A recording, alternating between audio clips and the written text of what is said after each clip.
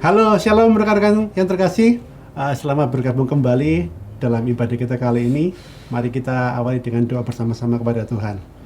Tuhan Yesus, terima kasih buat kebaikan bagi kami Tuhan. Kami ada di tempat ini semuanya karena kasih karunia-Mu Tuhan. Tuhan, kami berdoa buat ibadah ini Tuhan. Biarlah urapan-Mu turun atas kami semua yang mengikuti acara ini Tuhan. Biarlah Tuhan pimpin dari awal sampai akhirnya Tuhan. Dan biarlah nama-Mu semakin dipermuliakan. Kami serahkan Tuhan, ibadah ini Tuhan, hanya di dalam nama Tuhan Yesus kami telah berdoa dan mengucap syukur. Haleluya. Amin.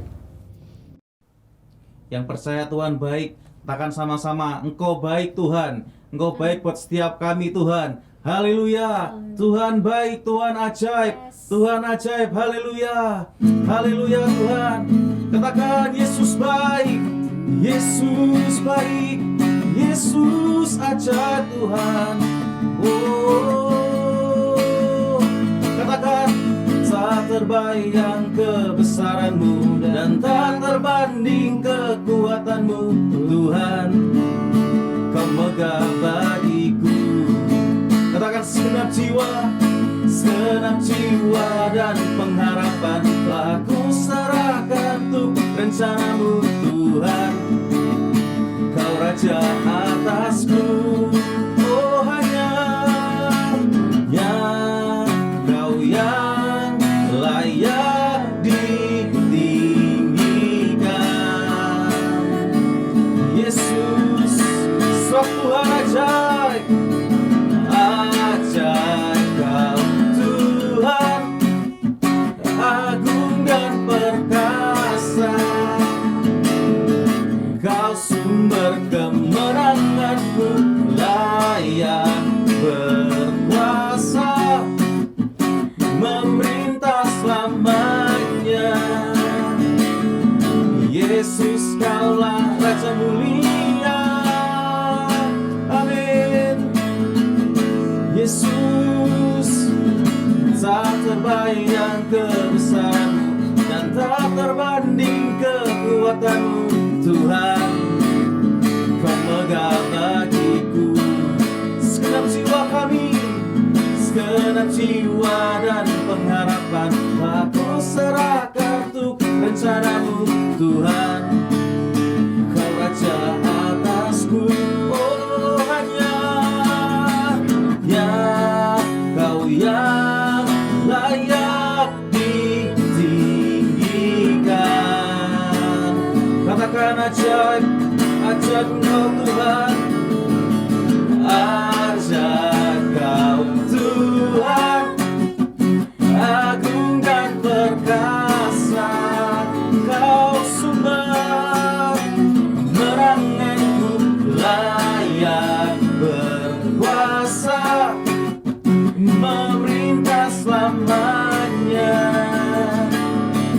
Yesus, Kaulah Raja ajaib, ajaib Kau Tuhan, agung dan perkasa.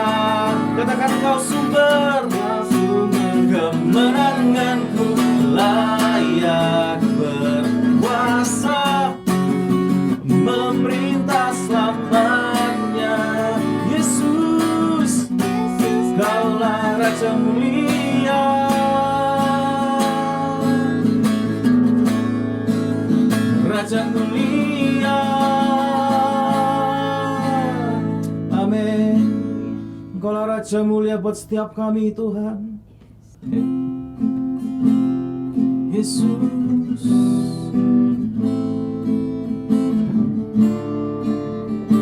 Haleluya.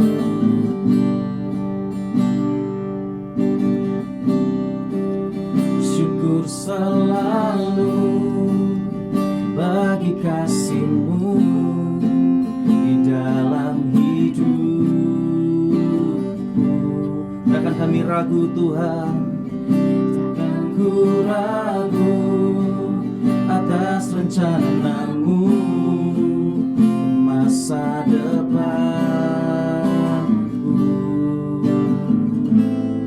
Sebagai Bapa yang baik, takkan pernah Kau melupakanku.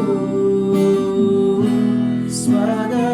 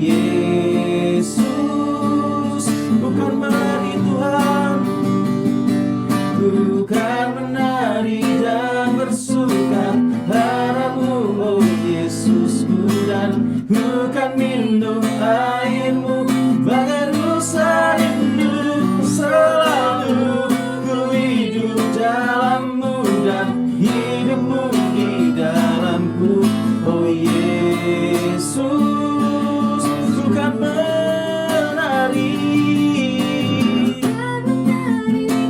bersuka padamu, oh Yesusku, dan ku kan minum airmu bagai rusa rindu. Selalu ku hidup dalammu dan hidupmu di dalamku, oh Yesusku,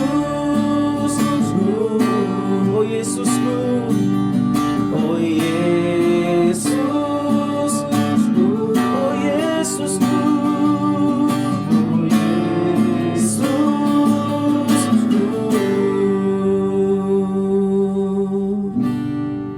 Kau sangat ku cinta, Yesus. Kau sangat ku cinta, kau sangat ku cinta, dan sangat ku cinta, Yesus.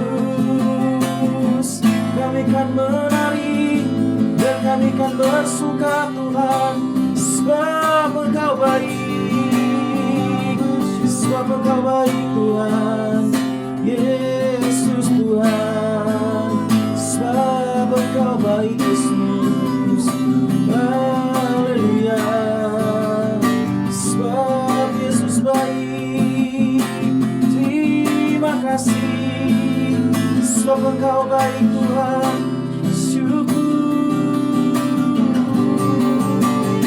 Yesus. Terima kasih, sebab Engkau baik Tuhan, syukur, haleluya, amin. Ya, baik rekan-rekan, saatnya kita akan membincangkan tentang bagaimana sebuah keluarga tetap eksis di dalam masa pandemi ini. Ya, kita mendapatkan narasumber yang spesial, yaitu Pastor Yusuf Wiranto. Beliau ini adalah pimpinan dari Gandum Mas dari Malang, jauh-jauh dari Malang ke Surabaya untuk pelayanan bersama-sama kita. Itu bagaimana membahas bagaimana sebuah keluarga tetap eksis di dalam masa pandemi ini. Pastor, saya mau bertanya nih, bagaimana mensikapinya, bagaimana seorang anak Tuhan mensikapi akan terjadinya pandemi ini? Ya, baik, saya ucapkan apa kabar, kabar baik, kabar luar biasa kepada semua kaum alive, kaum muda alive, Gereja Sidang Jemaat Allah, Ebenezer, Jalan Ambengan nomor 2. Baik, kita akan mulai mendiskusikan topik yang ditanyakan oleh moderator kita. Kalau saya melihat dari COVID ini ya, banyak orang mengatakan bahwa hidup ini seperti roda, kadang naik, kadang turun. Tetapi menurut firman Tuhan, apakah benar demikian? Mari kita baca bersama-sama di dalam Amsal pasal yang keempat, ayat yang ke-19, kemudian ayat yang ke-18.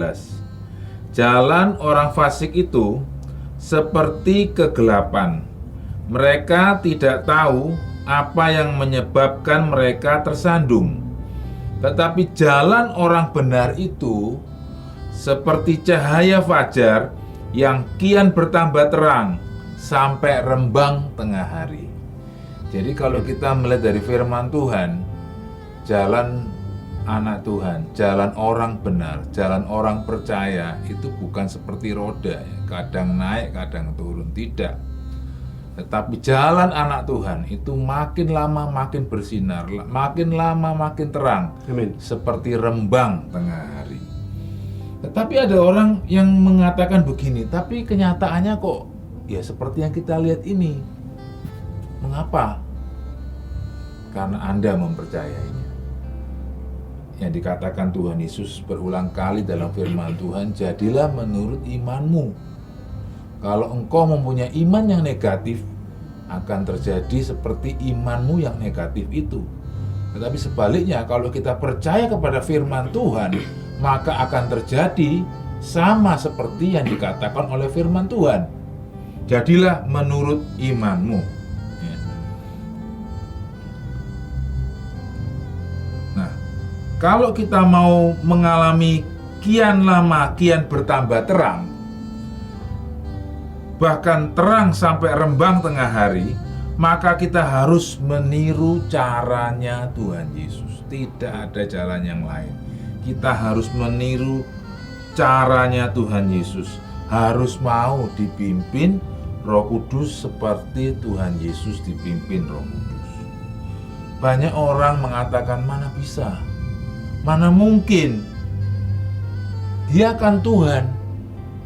Benar, dia Tuhan. Tetapi ingat, dia datang ke dalam dunia, dia menjadi manusia. Tuhan Yesus mengosongkan dirinya.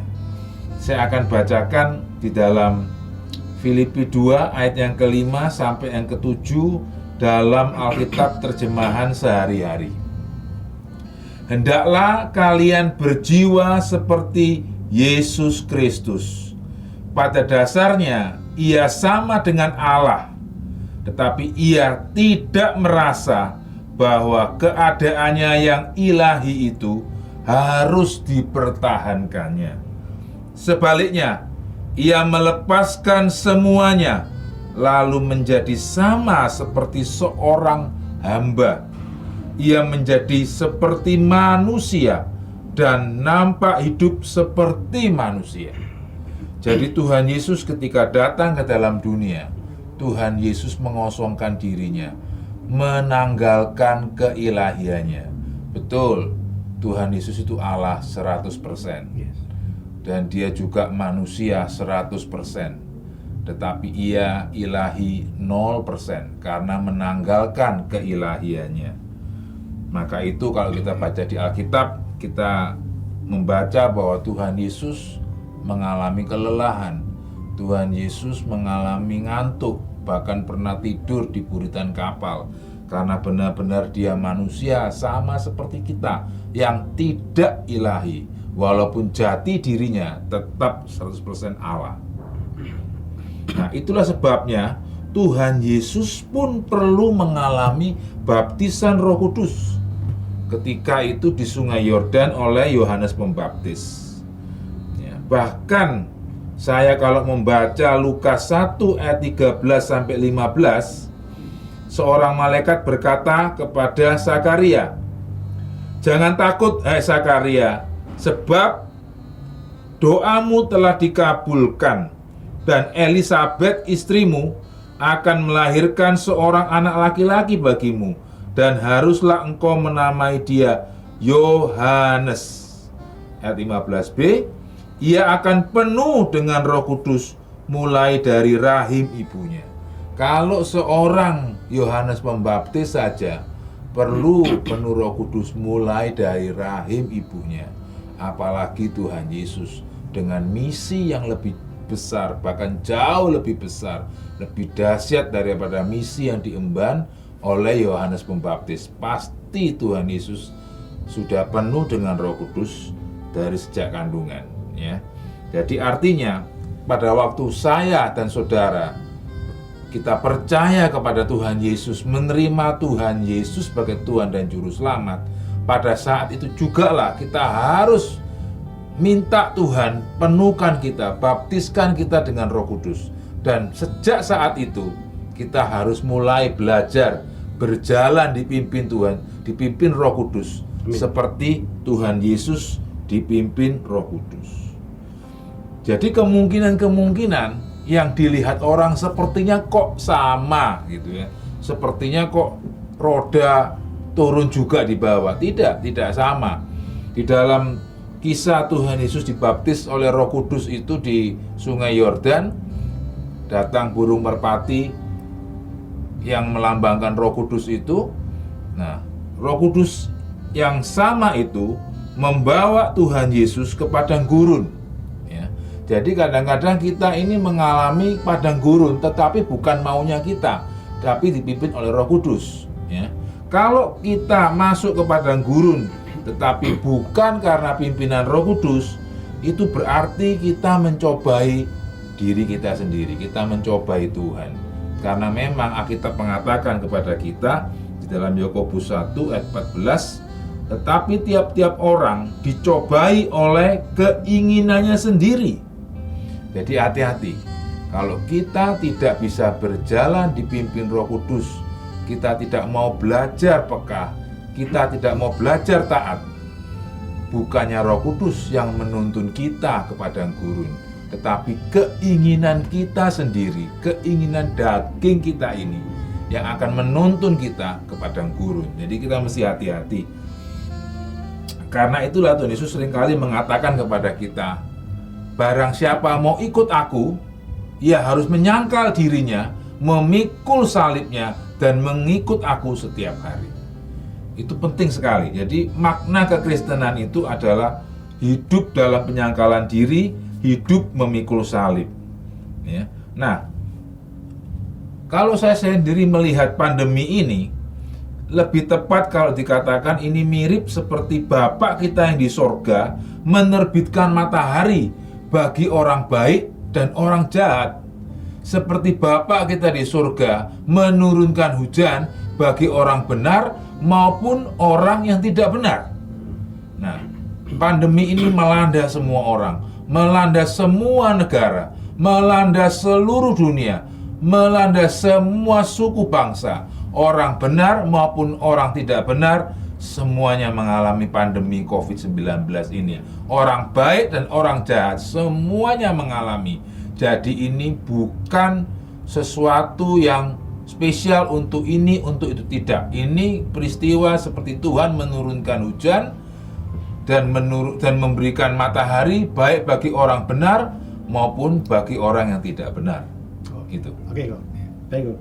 Ada pertanyaan dari jemaat ini kok, yang sudah umum biasanya ini kan. Dalam kondisi pandemi ini kan banyak sekali anak Tuhan mengalami goncangan. Karena ini banyak yang di PHK, gajinya dipotong dan lain sebagainya. Jadi kita minta coba teknisnya bagaimana kok? Bagaimana cara untuk mensikapi supaya tidak sampai terjadi stres yang bisa berdampak bagi keluarga? Ya, ini pertanyaannya mudah, jawabnya yang sulit ini. Nah, saya seringkali berbicara kepada teman-teman di penerbit bahwa kita ini harus mulai belajar berteman dengan stres. Sebenarnya sejak kita kecil, sejak kita lahir ke dalam dunia ini, kita tidak bisa lepas dari apa yang namanya stres. Hanya mungkin ketika kita masih kecil, masih bayi masih anak-anak, kita tidak mengerti bahwa itu stres. Tetapi setelah kita besar, oh ini namanya stres. Jadi harusnya kita ini sudah harus belajar, sudah harus terbiasa dengan stres. Istilah saya berteman dengan stres.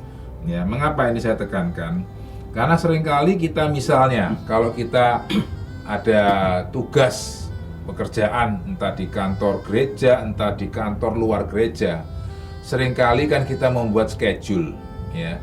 Nah, orang kalau kerja dengan schedule, seringkali berkata bahwa, wah saya ini nggak biasa kerja dengan schedule. Sebenarnya itu aneh buat saya, ya. Mengapa aneh? Sebenarnya sejak kita sekolah, kita itu sudah terbiasa dengan schedule. Buktinya, setiap hari Senin pasti mata pelajarnya ABCD. Hari Selasa EFGH.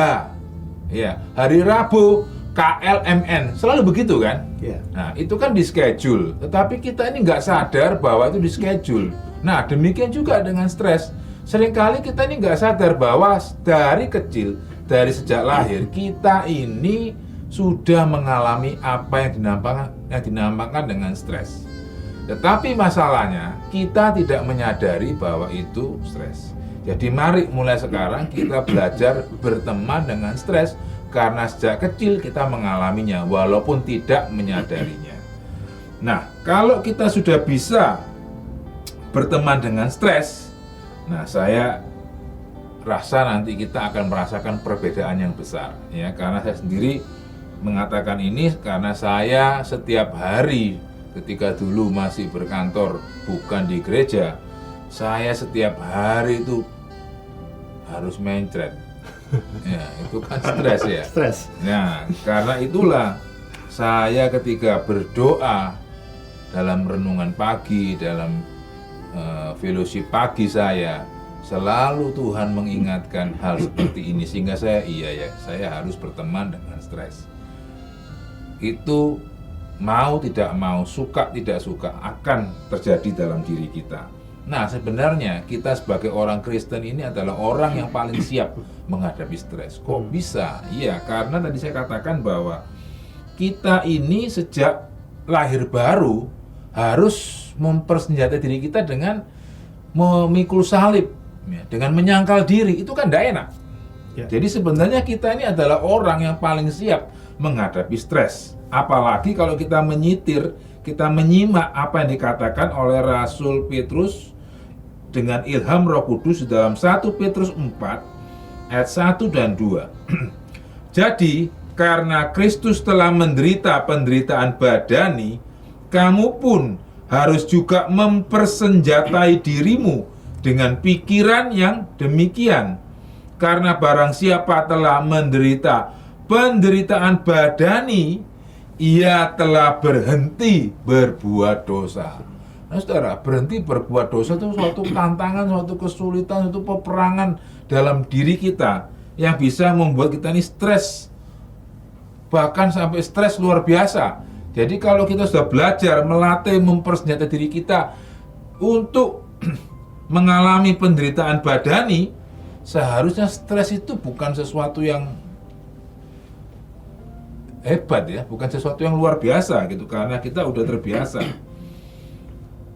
Nah, masalahnya begini, ya, mempersenjatai diri kita dengan pikiran bahwa kita ini siap mengalami penderitaan badani, yaitu supaya waktu yang sisa jangan kamu pergunakan menurut keinginan manusia, tetapi menurut kehendak Allah. Nah, kalau kita ini ngomong soal kehendak Allah, dengan jelas Roma mengatakan dalam Roma 12 bahwa bagaimana kita bisa mengerti kehendak Allah kalau kita ini mau berubah dulu cara berpikir kita, pembaharuan budi.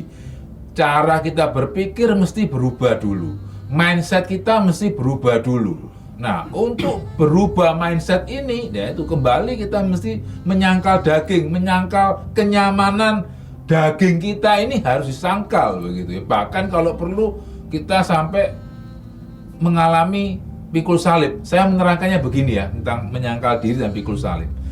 Memikul salib itu adalah penyangkalan diri dari luar. Saudara, Tuhan Yesus ketika disalibkan tidak memaku tangannya sendiri, tidak. Ketika Tuhan Yesus disalibkan, orang lain yang memaku paku di tangannya. Nah, memikul salib itu berarti orang lain yang membuat kita menyangkal diri. Ya, kita tidak membalas, kita menahan diri dan lain sebagainya. Nah, menyangkal diri itu artinya kita menyalibkan diri kita sendiri. Kita yang menyalibkan, bukan orang lain, itu menyangkal diri. Ya, itu pengertian sederhana yang saya mengerti seperti itu. Jadi sejak itu saya mengalami pengertian-pengertian yang mudah begitu ya. Oh, menyangkal diri itu adalah bahwa saya menyalibkan diri saya sendiri. Memikul salib adalah keadaan di mana orang lain membuat kita, orang lain dipakai Tuhan memaksa kita untuk menyangkal keinginan kita, menyangkal ingin membalas, menyangkal ingin nggak terima, nah semacam itu ya. Nah, ketika kita sudah belajar merubah cara berpikir kita, mindset kita, barulah kita bisa berubah. Tetapi itu tidak otomatis, kita juga mesti bayar harganya. Walaupun cara berpikir kita sudah diubah, kita harus tetap melakukan bagian kita untuk berubah. Bedanya ketika kita belum menjadi orang percaya, itu sepenuhnya bergantung kepada kekuatan kita. Tetapi pada saat kita bertobat, percaya kepada Tuhan Yesus sebagai Tuhan dan Juru Selamat, Roh Kudus yang dimeteraikan dalam hati kita, Roh Kudus yang membaptiskan kita dengan dirinya, itu menolong kita untuk bisa menang terhadap tantangan-tantangan tadi, baik menyangkal diri maupun pikul salib itu. Ya, jadi Begitu tindakan-tindakannya, step-stepnya seperti itu. Oke. Nah, kita baru bisa berubah kalau kita mau mempersembahkan tubuh kita sebagai persembahan yang hidup, yang kudus, yang berkenan kepada Allah. Itu langkah pertama itu.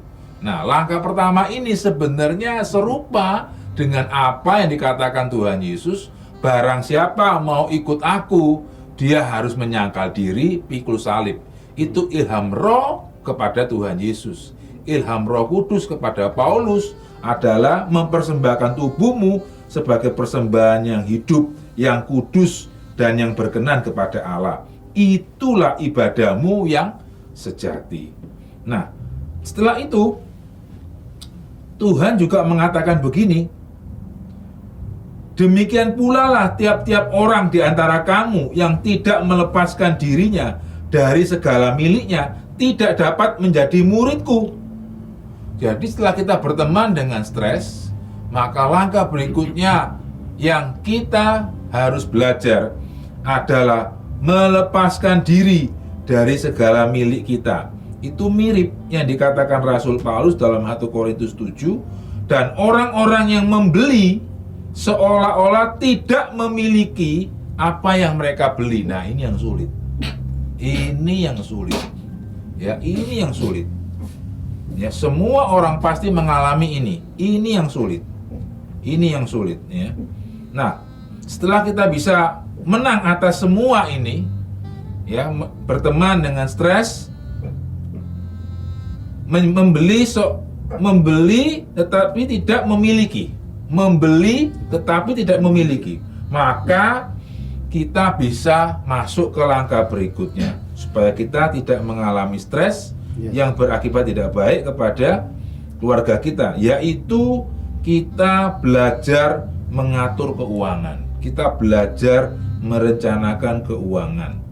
Orang dunia berkata bahwa gagal merencanakan, gagal membuat perencanaan itu berarti merencanakan kegagalan.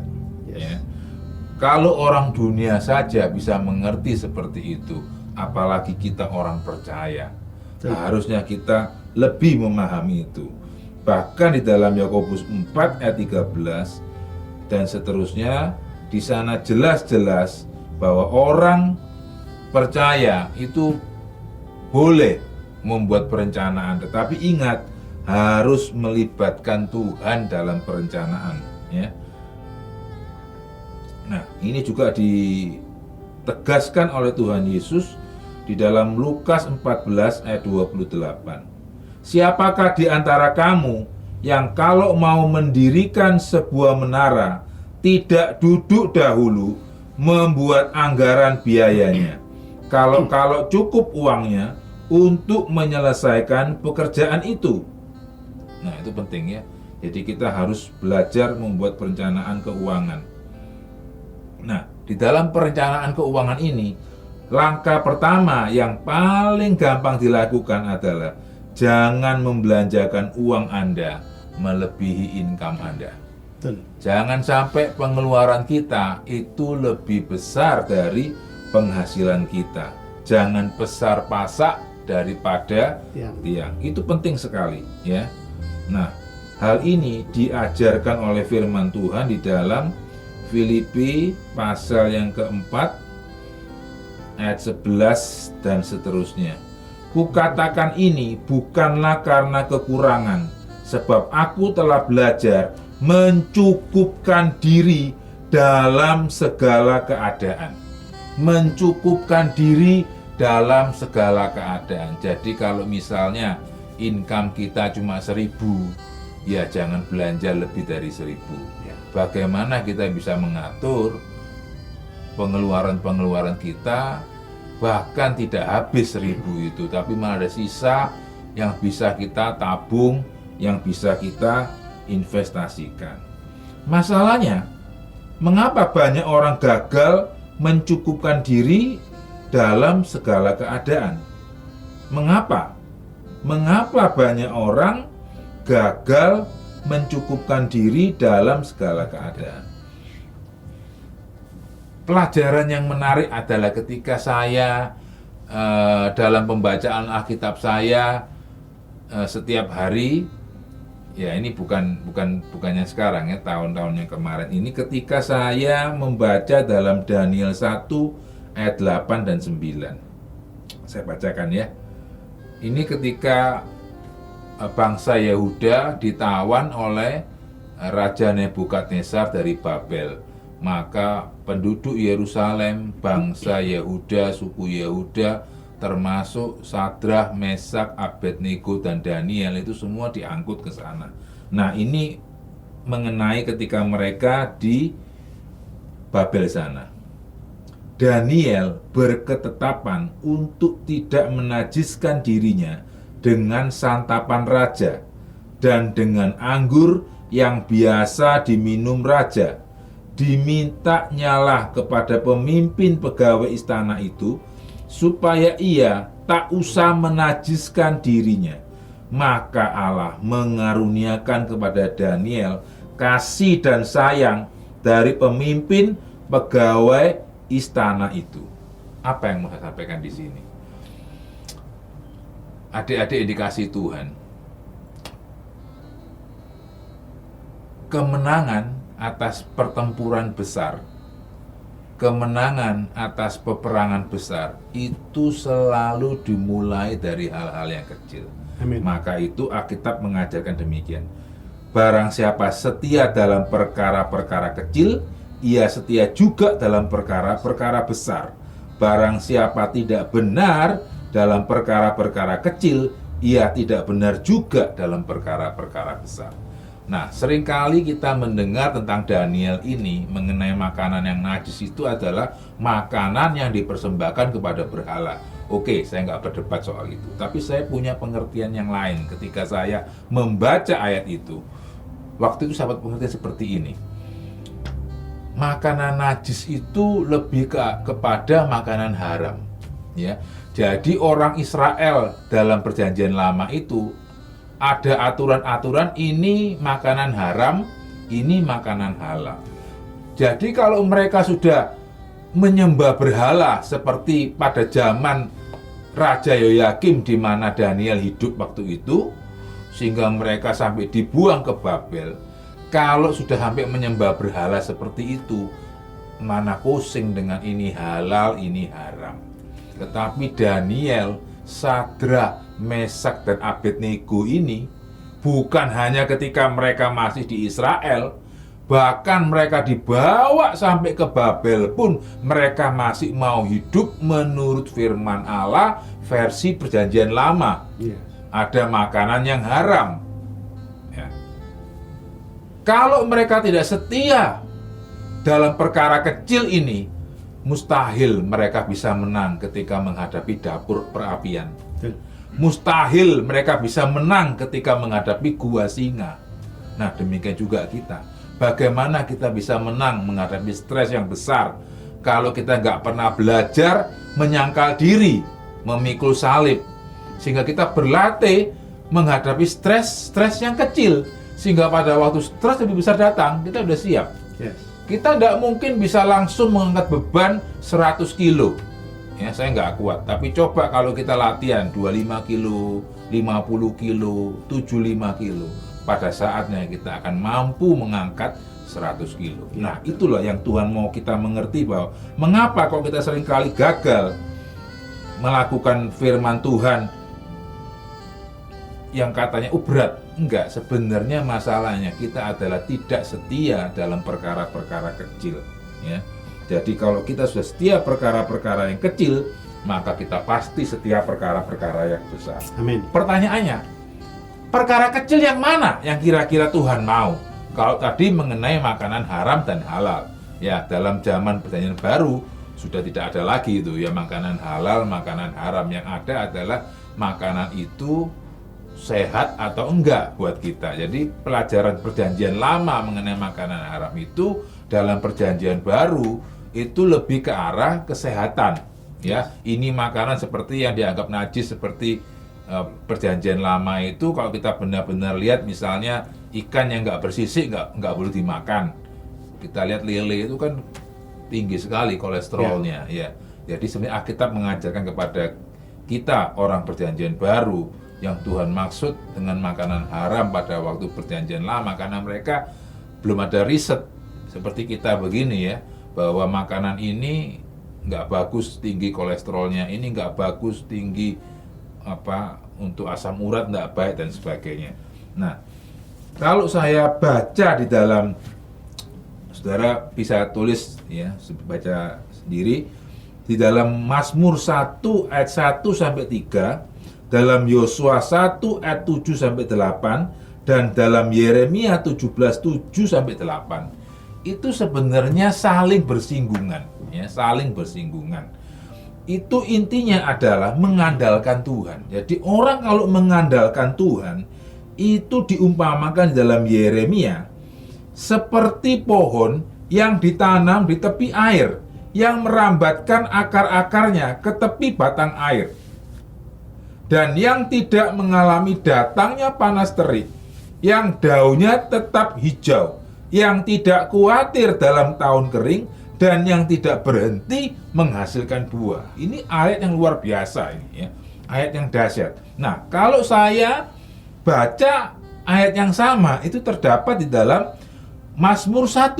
Dikatakan begini, berbahagialah orang yang tidak berjalan menurut nasihat orang fasik, yang tidak berdiri di jalan orang berdosa, dan yang tidak duduk dalam kumpulan pencemooh, tetapi yang kesukaannya ialah Taurat Tuhan, dan yang merenungkan Taurat itu siang dan malam. Ia seperti pohon yang ditanam di tepi aliran air, yang menghasilkan buahnya pada musimnya, dan yang tidak layu daunnya. Apa saja yang diperbuatnya berhasil. Ini Amin. mirip dengan Yeremia tadi itu. Nah, kalau saya kaitkan dengan Yosua 1 ayat 7, kuatkan dan teguhkanlah hatimu dengan sungguh-sungguh. Bertindaklah hati-hati sesuai dengan seluruh hukum yang telah diperintahkan kepadamu oleh hambaku Musa. Jangan menyimpang ke kanan atau ke kiri, supaya engkau beruntung kemanapun engkau pergi.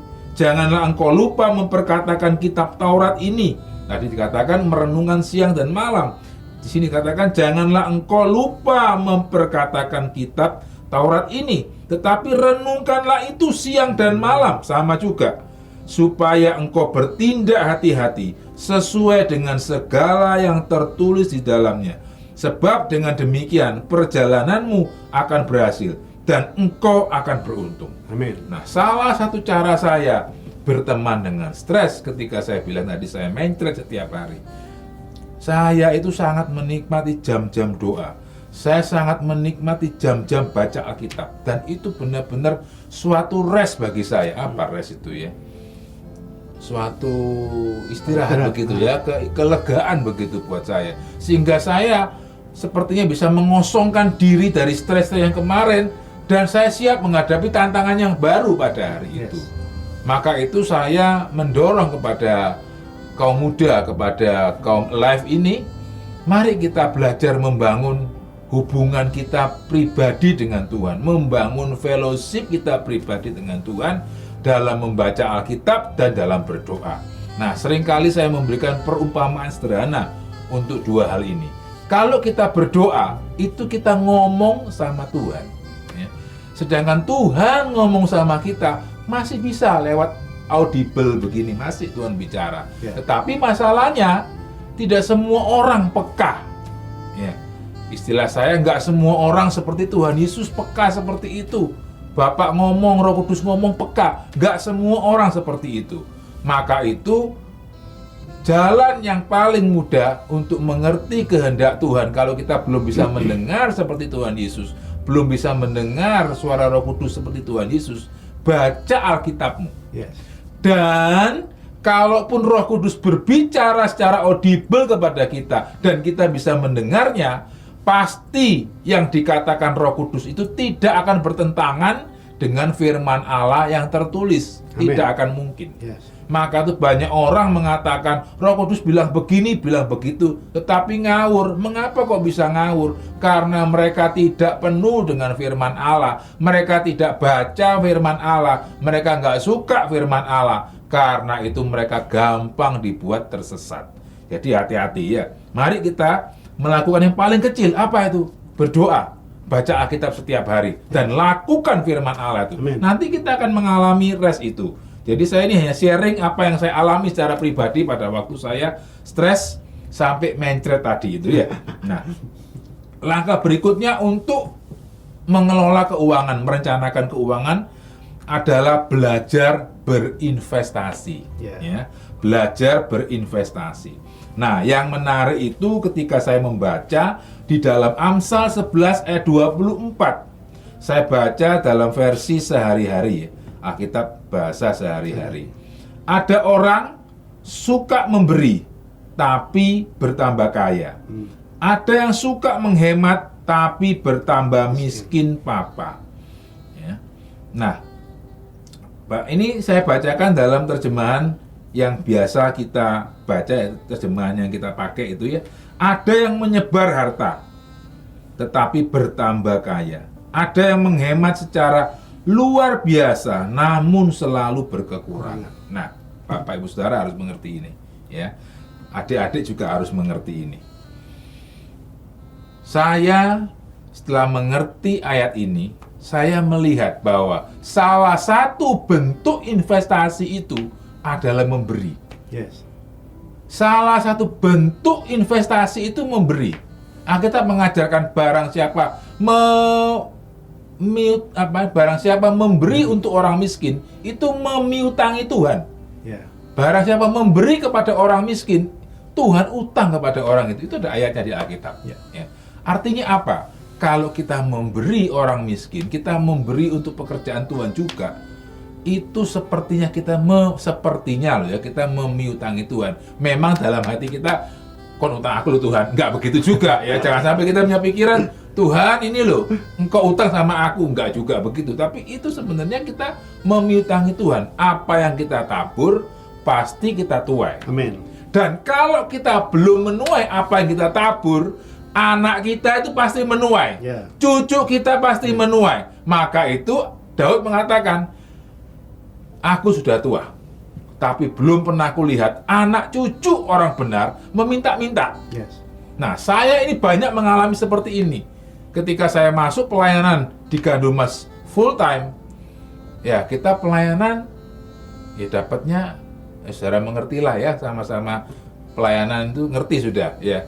Tetapi saya mengalami keajaiban-keajaiban yang saya kadang bingung juga begitu ya. Sehingga suatu hari Tuhan membukakan pikiran saya, pikiran istri saya. Ya, ini kita menuai apa yang papi mami saya tabur, apa yang papi mami mertua saya tabur. Karena itu jangan pernah medit sama Tuhan. Ya. Memberi untuk pekerjaan Tuhan, baik untuk di gereja maupun untuk orang miskin. Karena hati Tuhan dalam perjanjian lama itu untuk orang miskin, janda-janda, yatim piatu, ya, orang asing. Nah itu saudara. Ya, jadi kalau kita memberi untuk seperti itu, kita tuh memiutangi Tuhan. Dan Tuhan tidak pernah mau utang. Yes. Tuhan tidak pernah mau utang. Ya. Maka itu mari kita belajar, investasi yang paling awal adalah memberi buat Tuhan. Yes. Baik itu di gereja, maupun kepada orang miskin, orang tidak mampu, dan lain sebagainya. Ya. Nah, di samping itu saudara, dengan kita memberi, kita belajar tidak mencintai uang. Mengapa ini penting? Karena cinta akan uang, kata firman Allah, adalah akar dari segala kejahatan. Bukan uangnya, ya, jangan salah, bukan uangnya, tapi cinta akan uang itu akar segala kejahatan. Ya, tadi dikatakan membeli tetapi tidak memiliki. Ya, dan ditekankan oleh Amsal, siapa mencintai uang tidak akan puas dengan uang. Siapa mencintai kekayaan tidak akan puas dengan penghasilannya. Yeah. Hati-hati itu ya. Jadi mari kita menyebar ya harta itu. Jadi saya ulangi bahwa bagaimana jalan keluarnya ya berteman dengan stres. Yes. Ya, mau nggak mau mesti begitu. Mesti berteman dengan stres. Nah, sebenarnya kita adalah orang yang paling mahir berteman dengan stres. Nah, langkah berikutnya adalah belajar mengatur keuangan. Ya. Langkah berikutnya setelah itu adalah yang pertama, jangan sampai dalam pengaturan keuangan itu pengeluaran lebih besar dari pemasukan. Jangan besar pasak daripada tiang. Dan yang paling penting dari itu adalah kita belajar berinvestasi. Dan investasi yang paling awal adalah memberi. Ya. Itu. Sebab Engkau baik Tuhan, kami percaya Tuhan, Engkau baik dalam hidup kami Bapa. Kami menyatakan Tuhan, kecap dan lihatlah bahwa Tuhan baik buat setiap kita, amin. Haleluya, hey Yesus, sebab Engkau baik Tuhan, kami rasakan Tuhan, hey haleluya. Kecaplah dan lihatlah betapa baiknya Tuhan itu. Rasakan dan nikmati kasih setia Tuhan. Kecap dan lihatlah, kecaplah dan lihatlah betapa baiknya Tuhan itu. Rasakan dan nikmati kasih setia Tuhan. Syukur bagimu Tuhan, segala hormat bagimu Tuhan, Allah yang mengasihiku, Allah yang memeliharaku selamanya. Yesus, sampai selama-lamanya Tuhan, kami katakan, kecaplah dan lihatlah betapa baiknya Tuhan itu. Rasakan dan nikmati, amin, kasih setia Tuhan, kasih setia Tuhan. Syukur bagimu Tuhan, segala hormat bagimu Tuhan, Allah yang mengasihiku, Allah yang memeliharaku. Syukur, syukur bagimu Tuhan, segala hormat, amin, Allah yang mengasihiku, Allah yang memelihara. Katakan syukur bagimu Tuhan, bagimu Tuhan, segala hormat bagimu Tuhan, Allah yang mengasihiku, Allah yang memeliharaku selamanya dan sampai lamanya, selamanya.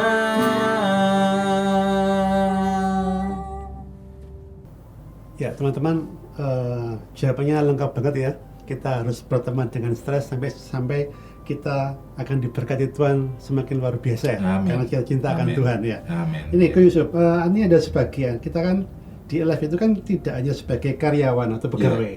Jadi ada beberapa yang berprofesi sebagai pengusaha. Ya. Nah, ini minta pendapatnya sama Ko Yusuf kan memimpin Gandomas nih ceritanya. Ini ada bagaimana kiat-kiatnya sebagai pengusaha dalam mengatasi gejolak pekerjaan ini. Mungkin lebih ke arah teknisnya gitu ya. Iya, oke. Seperti apa ini, Pak? Teknisnya ya. Iya. Nah, saya ini memperhatikan kira-kira 20 tahun terakhir ini, baik sekolah non sekolah Alkitab maupun sekolah Alkitab sampai sekolah Alkitab yang setingkat STT, Sekolah Tinggi Teologi ya. Semua mengajarkan entrepreneurship, ya, kewirausahaan. Nah, saya cuman mau tanya begini, apa sih tandanya orang itu jadi pengusaha? Ya, misalnya Mas Tommy jadi pengusaha, tandanya paling gampang apa sih? Apa ya, punya pegawai misalnya. Punya pegawai satu, terus bekerja sendiri, tidak bekerja ikut orang sendiri, lain. tidak ikut orang lain. Mungkin seperti itu. Seperti Simpelnya. itu. Saya tanya, pernah rugi nggak? Pernah. Nah, sebenarnya kalau orang namanya pengusaha tidak pernah rugi, itu bukan pengusaha. Ya, betul. Jadi menurut pendapat saya, dari pengalaman saya, kalau kita berani mengatakan bahwa aku pengusaha, pasti Anda pernah rugi. Yes. Ya. Jadi rugi bagi pengusaha itu bukan hal baru. Ya, itu hal biasa. Hanya bagaimana kita memanage resiko. Ya. Ya. Jadi menjadi pengusaha itu artinya berani rugi. Yes. Apalagi kalau keadaan seperti ini, udah siap-siap dah, udah berani rugi. Oke. Ya, sama seperti kita. Kita ini tadi saya bilang bahwa pandemi ini itu seumpama Bapak di surga menerbitkan matahari, menurunkan hujan, tidak pilih-pilih, orang baik, orang jahat kena. Ya. Orang benar, orang nggak benar kena. Jadi kita harus siap-siap berani rugi. Dan memang itu menjadi kenyataan walaupun kita bisa memanage kerugian itu sedemikian rupa sehingga tidak membahayakan arus kas kita.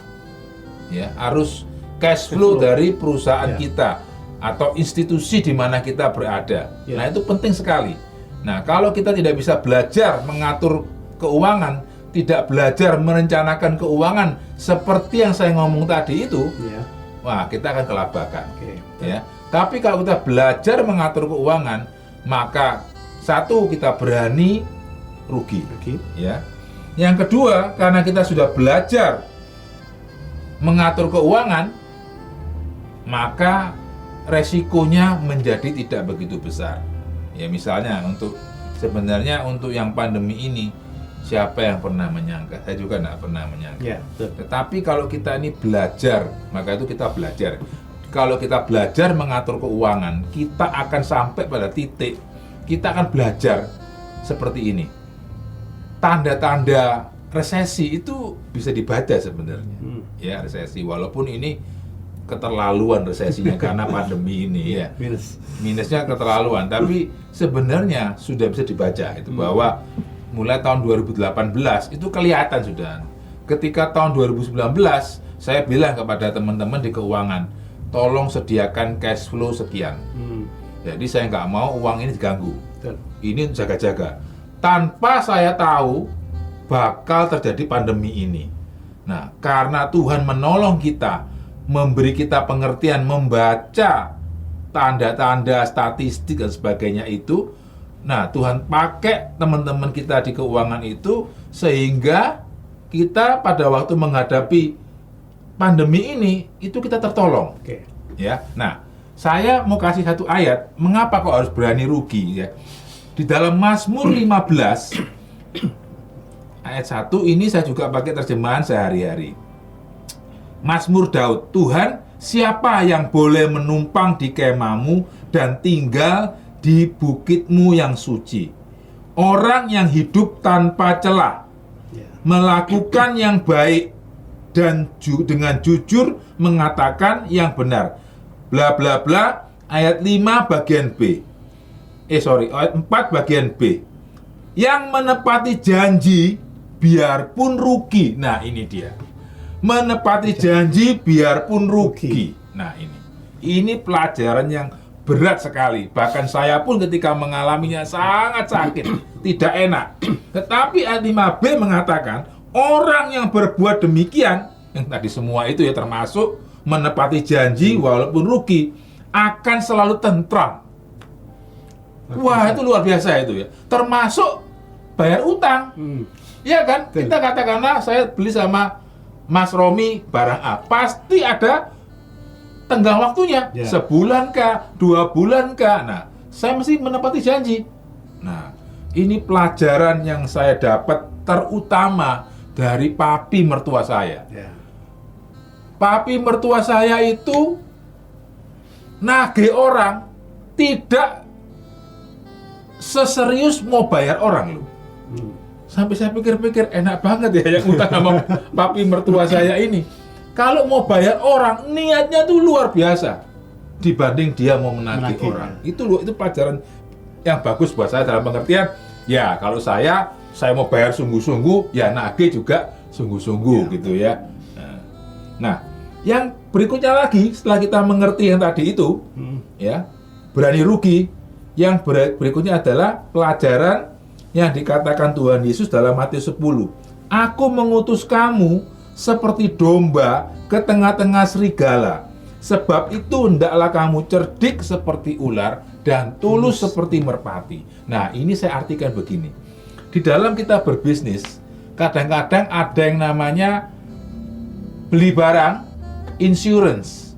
Kalau barang itu misalnya dikirim pakai kapal, tenggelam di laut, kita bisa klaim asuransinya. Nah, itu yang harus kita lakukan. Jadi hedging, asuransi resiko, itu harus kita lakukan. Karena kita sekarang mengerti itu. Proteksi, ya, proteksi itu, ya. Nah, karena berikutnya lagi ya, karena kita belum bisa dipimpin Roh Kudus seperti Tuhan Yesus, maka kita harus belajar cari informasi. Ya, termasuk menggali firman Allah tadi itu saya bilang ya, merenungkan firman Allah. Waduh, saya siang dan malam daunnya tidak pernah layu, selalu berbuah, itu kan luar biasa, itu luar biasa itu. Nah, cari informasi ini bermacam-macam. Yang pertama internal dengan laporan accounting, ya, laporan penjualan, penagihan dan sebagainya, bahkan berita-berita eksternal. Kita mesti belajar membaca itu, statistik keuangan dan sebagainya, ya. Nah, dengan begitu kita ini akan lebih siap menghadapi hal-hal yang mendadak, ya, hal-hal yang tidak enak begitu, ya. Nah, itulah yang saya ingin bagikan kepada teman-teman pengusaha itu. Berani, pertama harus berani rugi, yang kedua harus menggunakan cerdik dan tulus. Bisa hedging, lindung nilai, hedging. Bisa asuransi resiko, asuransi. Proteksi A, proteksi. Ya, kalau kita lalai seperti itu, ya salah juga kita kan. Ya. Ada rancangan juga ya? Ada rancangan juga. Perencanaan, betul. Termasuk baca berita internal lewat laporan accounting, laporan penjualan, laporan penagihan, dan berita eksternal seperti membaca statistik keuangan dan sebagainya. Ya, bagi teman-teman yang pengusaha ini, tip-tipnya dari Ko Yusuf ya, sudah lengkap banget. Dan ini Ko Yusuf, ada pertanyaan lagi nih dari rekan-rekan yang pegawai ya ini ya. Itu kan ada yang kena PHK nih. Ya. Tapi tetap dapat pesangon kok. Lah dia masih bingung, mau diapakan nih pesangon? Mau saya buat kerja sendiri atau seperti apa? Lah dia kan takutnya salah memilih. Nah, bagaimana ini kok mensikapinya kok? Pertanyaannya gampang. Gampang, tapi kan dia takut karena uangnya ngepres. Jalaninya yang sulit ini ya. Ya.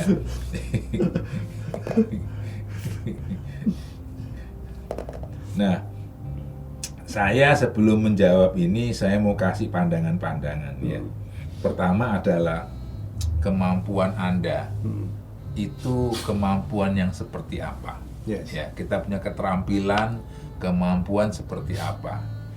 Jadi misalnya, kalau saya ini saya pakai gayanya ala anak milenial sekarang ini kan kaosnya anak milenial ya. Jadi misalnya saya ini suka makanan enak dan tahu makanan enak di mana begitu ya. Saya memberi kiat-kiat itu, kita ini punya kemampuan apa? Kalau kita ini bisa masak, jago masak, mungkin bisa mencoba seperti itu. Tetapi kalau kita misalnya tidak bisa masak, hanya bisa makan dan bilang, wah ini enak, dan kita benar-benar kalau bilang enak, itu benar-benar enak. Kalau tidak enak, benar-benar tidak enak misalnya. Nah, kita bisa itu masukkan di vlog misalnya. Kan sekarang banyak orang-orang seperti itu, kuliner A, B, C, dan lain sebagainya, terlaris sekali. Dari sana kita bisa mendapat penghasilan. Nah, itu yang pertama, kemampuan seperti apa begitu. Nah, sekarang jiwa Anda. Kita ini punya jiwa itu berbeda-beda. Mungkin Anda jago masak, Anda adalah chef yang paling hebat. Tetapi kalau Anda kerja sendiri, seringkali gagal. Mengapa? Karena tidak punya jiwa entrepreneur. Ya. Tapi kalau ikut orang, selalu berhasil. Majikannya, bosnya memuji, wah masakan Anda hebat. Tetapi dia sendiri buka restoran, tidak bisa. Gagal. Karena apa? Ternyata menjadi seorang entrepreneur dan menjadi profesional itu berbeda. Berbeda. Walaupun keterampilannya sama, bisa masak. Tetapi itu suatu jiwa yang berbeda. Nah, jiwa kita di mana? Jadi yang pertama, kenalilah keterampilan Anda, kemampuan Anda. Setelah itu, cek jiwa saya ini di mana? Yes. Jiwa profesional, ikut orang, Yes. dari kelas yang paling bawah sampai kelas yang paling top CEO, atau saya ini memang profesional, entrepreneur. Nah, kalau kita jiwa entrepreneur, ada kesempatan dalam keadaan begini karena kepepet kita bisa belajar menjadi entrepreneur. Yes. Ya.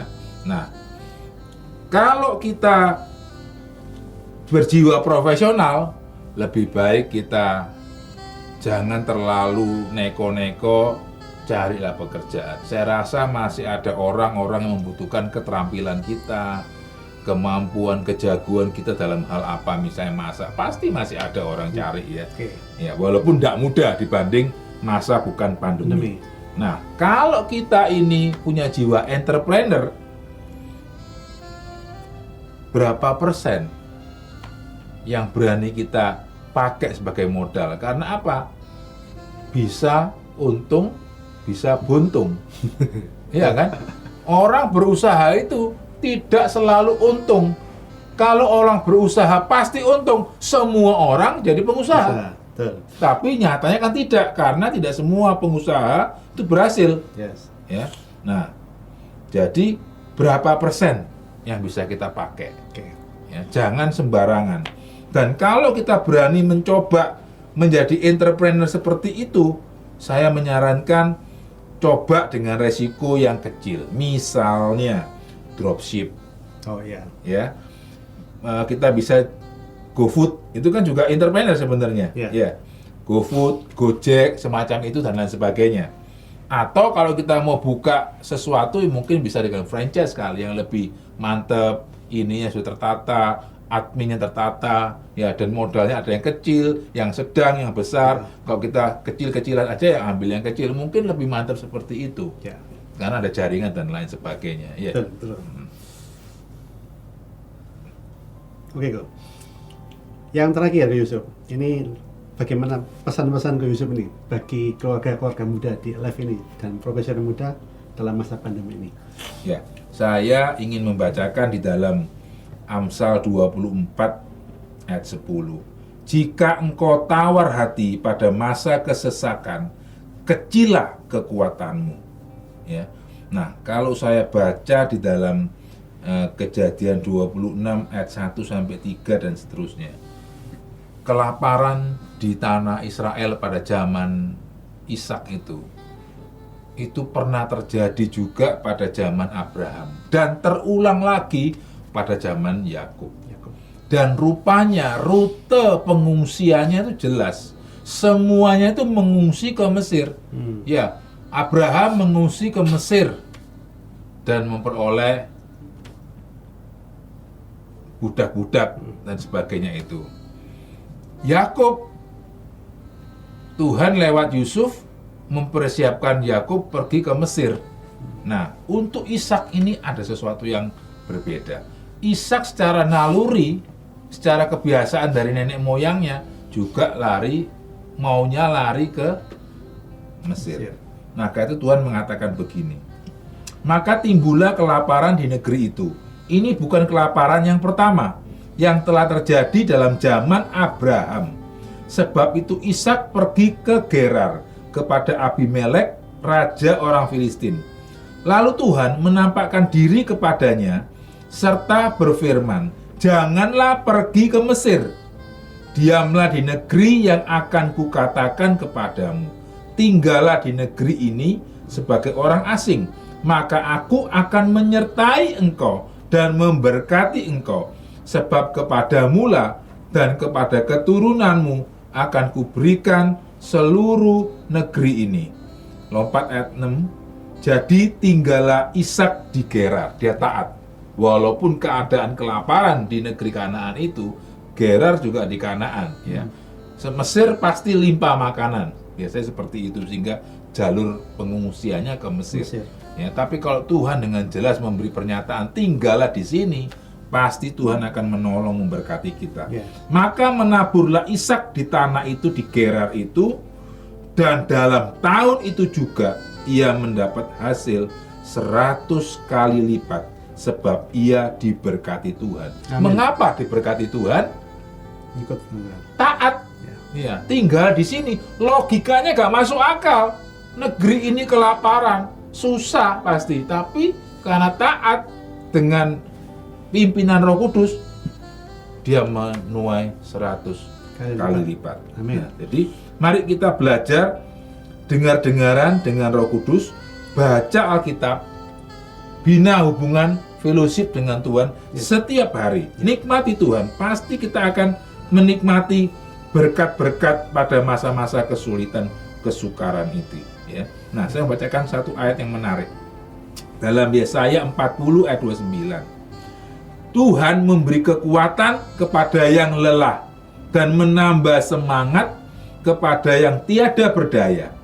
Orang-orang muda menjadi lelah dan lesu, dan teruna-teruna jatuh tersandung.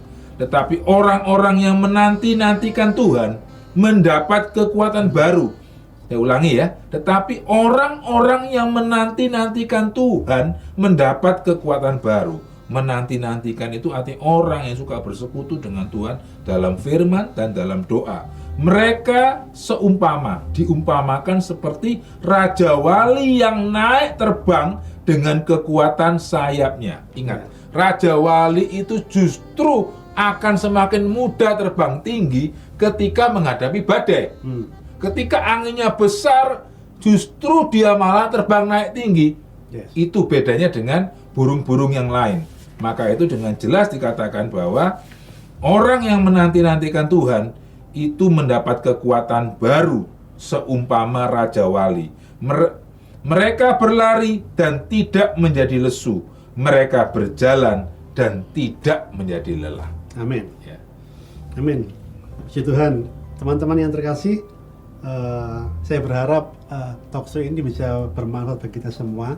Kita semua diberkati oleh penjelasan dengan firman Tuhan dan bagaimana tips dan cara-cara kita untuk mengatasinya, sehingga kita mempunyai keluarga yang bisa kuat dalam masa pandemi ini. Amin. Dan kita akan berkorban untuk berdoa juga bagi para rekan-rekan semua, para jemaat, supaya kita semua bisa tetap eksis dan tetap menang ya di dalam pandemi ini. Amin. Terima kasih Yusuf atas penjelasannya dalam talkshow ini. Terima kasih. Kami semua diberkati Tuhan. Amin. Amin. Puji nama Tuhan kok. Sampai ketemu lagi dalam kesempatan yang sama. Tuhan Yesus memberkati. Ya, saudara yang terkasih, saatnya kita akan memberikan persembahan yang paling baik bagi Tuhan ya. Mari kita akan berdoa bersama-sama. Tuhan Yesus, kami ucap syukur buat berkat-Mu bagi kami Tuhan, dan saatnya kami akan memberikan persembahan yang terbaik bagi perluasan kerajaan-Mu Tuhan. Biar persembahan ini menjadi dupa yang harum di hadapan-Mu Tuhan. Kami serahkan doa ini hanya di dalam nama Tuhan Yesus. Kami telah berdoa dan mengucap syukur. Haleluya. Amin. Saudara yang terkasih, bisa memberikan persembahan lewat transfer pada rekening yang tertera pada layar monitor Bapak Ibu.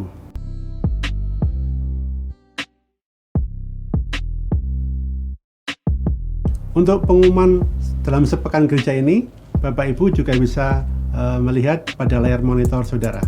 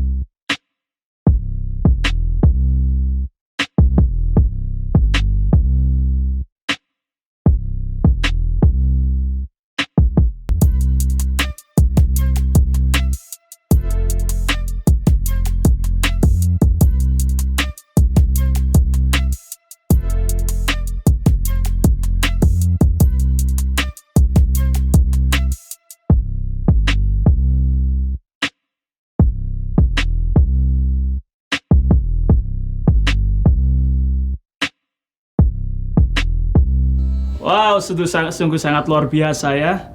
Acara talk show kita sore hari ini, pasti kita semuanya diberkati Tuhan. Dan tiba saatnya kita di penghujung ibadah kita, dan saya akan mengajak kita semuanya untuk bangkit berdiri.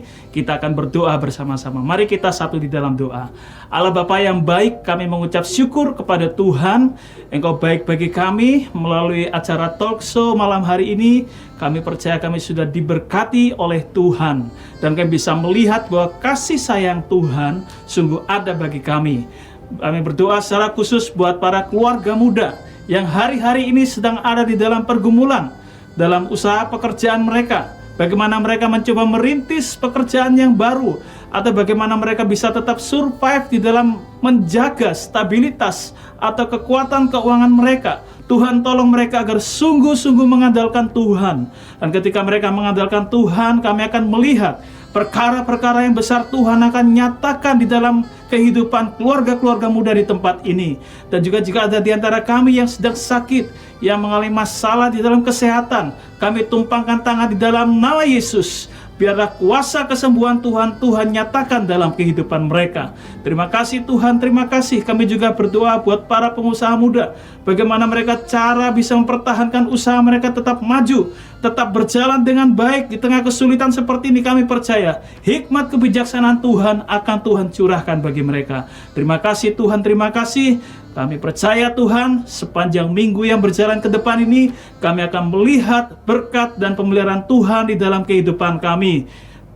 Diberkati di dalam kehidupan keluarga kami, diberkati di dalam kehidupan rumah tangga kami, diberkati di dalam keuangan kami, di dalam bisnis usaha pekerjaan kami, keluar masuk kami diberkati Tuhan. Dan kami percaya ya dan amin, pengharapan kami ada di dalam Tuhan.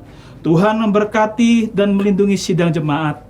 Tuhan menyinari dengan wajahnya dan memberikan kasih karunia. Tuhan memperhadapkan wajahnya kepadamu dan memberikan kau damai sejahtera. Di dalam nama Allah Bapa, Putra dan Roh Kudus, kami mengucap syukur dan menutup ibadah sore hari ini. Haleluya. Amin. Sampai ketemu kembali di dalam ibadah live streaming kita berikutnya. Tuhan Yesus memberkati.